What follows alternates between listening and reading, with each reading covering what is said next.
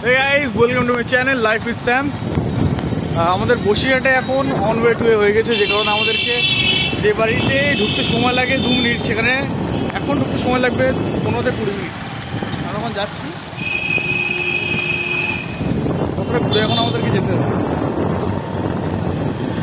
আমাদের ড্রাইভার আছে, আমাদের হায়াবুসা আছে সাথে, আর এই হালকা বৃষ্টির মধ্যে এদের অন ওয়ে টু লাগছে।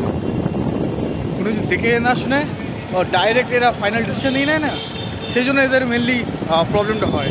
আর কতটা ঘুরে আমাদেরকে রেজিস্ট্রি অফিসের মোড় ঘুরে তারপরে আমাদের বাড়ি যেতে হবে। এদের অন ওয়ে টু যাবে। গাইজ, যেখানে যানজট ছাড়ানোর জন্য এত ব্যবস্থা নেওয়া হয়েছে, সেখানেই জ্যাম হয়ে রয়েছে।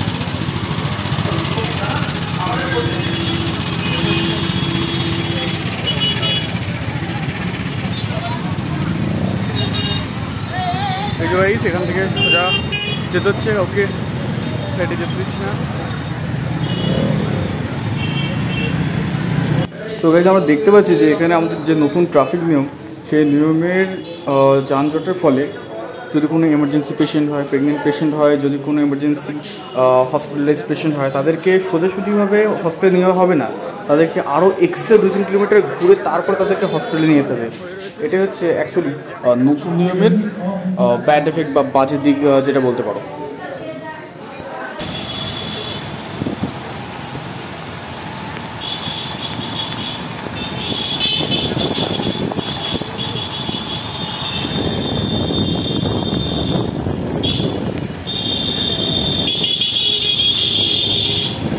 এখানে আবার অনওয়ে টু রাস্তা করে রেখে দিয়েছে, বুঝতে পারছো?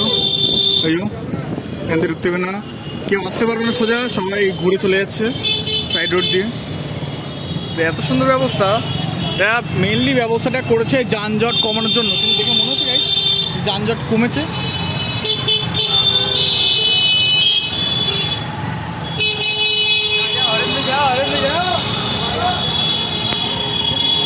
বসিরহাট ট্রাফিক পুলিশ যানজট ছাড়ানোর জন্য নাকি এই ব্যবস্থাটা নিয়েছে। যানজট ছাড়ানোর মতো অবস্থা মনে হচ্ছে যানজট যেন বেড়ে গেছে আরো।